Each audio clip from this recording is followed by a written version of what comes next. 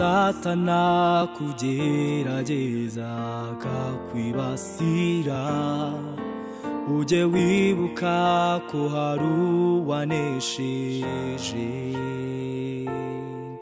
Aragukunda, arakuyobora, arakomeye, ujye umwiyambaza muri byose. Haleluya, haleluya. Nongeye kubasuhuza bana b'Imana, nshuti dusangiye urugendo rugana mu ijuru.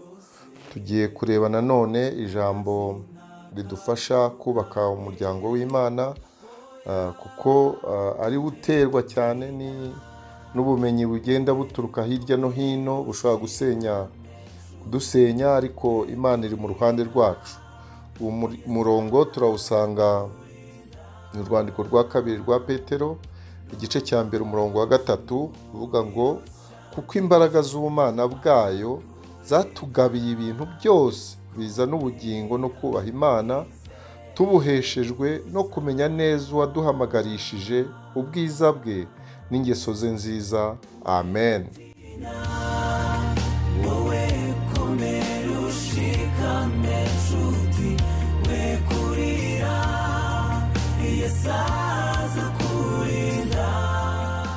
Aha turabona ko Imana iduha ibidukwiriye byose mu buryo bw'umwuka, kandi inyigisho dusanga abigishwa ba Yesu bigishaga zo ntumwa za Yesu, ari bwo butumwa bakoreshaga, ari bwo bwenge bwo kuyimenya bakoreshaga, kuko nibwo bwenge bw'ukuri. Kandi ubwo bwenge, ibyo batubwiraga, ijambo ry'Imana byatugezaga ku gakiza. Hari ubundi bwenge Petero yanditse ubu ngubu yarwanyaga, bwari burimo muri icyo gihe bw'abanyositike. Bavugaga ko kwizera Imana bituruka mu bumenyi bw'umuntu. Abo rero bakabona ko agakiza ariho gaturuka, kandi ntabwo ari byo, kuko tuzi neza yuko icyabyawe n'umubiri ari umubiri, ariko icyabyawe n'umwuka ari umwuka. Ijambo ry'Imana rero nicyo tubona, kuko imbaraga z'ubumana bwayo ya ni umwuka wera ubuvuga. Bikaba bishaka kuvuga rero ko guca bugufi imbere y'Imana kuyobora imyifatire yacu muri uyu muhamagaro, muri ubu buzima turimo. Ubwiza bw'Imana yacu rero buyitera gukiranuka, bukayitera kugira neza, kugira ngo iduheshe agakiza. Imana rero icyo tubona muri uyu murongo ni uko ibyo byose tubuheshejwe no kumenya neza uwaduhamagarishije ubwiza bwe n'ingeso ze nziza. Ibyo rero urumva ko ni Imana ishaka ko duhindura imyitwarire yacu, tukamenya ko kumenya Imana ko ariko kubaho kwacu mu buryo idushakamo. Kumenya Imana ni ukubaho mu buryo idushakamo, kandi ubwo buryo buva kuri yo, niyo itumenyesha uko tugomba kubamo, kandi nta handi bitumenyeshereza, ni mu ijambo ryayo. Imana rero ku bwiza bwayo bukaturinda ubuzima bw'ibyaha, tukabaho kubera yo, ku bwayo, tukabaho ku bwayo.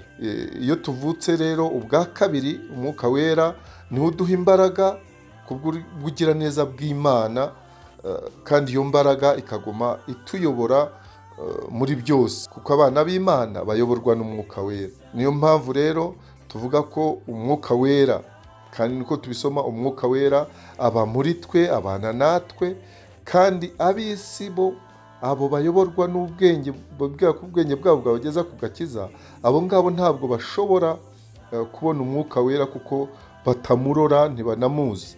Ntabwo rero abo ngabo bigisha ibinyuranye n'iby'intumwa zigishaga ari bo baba bafite ukuri, kuko bo barwanya ubutumwa bwiza, ubutumwa bw'agakiza. Niyo mpamvu usanga no kumenya Imana kuyimenya ni uburyo bw'umwuka, ni umutima ubwawo niwe udukururira kumenya Imana mu mutima wacu, kumenya Imana mu mwuka. Biraduhamagarira kugenda mu buryo Imana ishaka. aha rero twareka nk'uko bisa, twareka gushaka nk'uko abakristo benshi babikora, bakunda gushaka kuba nk'ibyamamare bakavugwa, ahubwo tukaba abo Imana yirata, yuko dukurikiza imibereho yacu dukurikije uko Yesu yabayeho, dukurikije uko umwuka tuyobora. Iri jambo rero rirakomeye kuko guca bugufi ari byo biduha ubwenge no kumenya imyifatire tugomba kugendana muri ubu buzima bw'umuryango wacu. Imana rero duhe umugisha kandi duhe kumva neza yuko imbaraga y'Imana, imbaraga Yesu umwuka wera aduha iyo atuyobora, ariyo tugomba kumvira, kandi kumvira umwuka wera ntabwo ari ukuyoborwa n'ubwenge bwacu bwite, kuko ntaho ubwenge bwacu bwatugeza mu kubona agakiza, kandi iby'Imana ikora byose ni ukugira ngo itugeze ku gakiza tuzabone ubugingo buhoraho.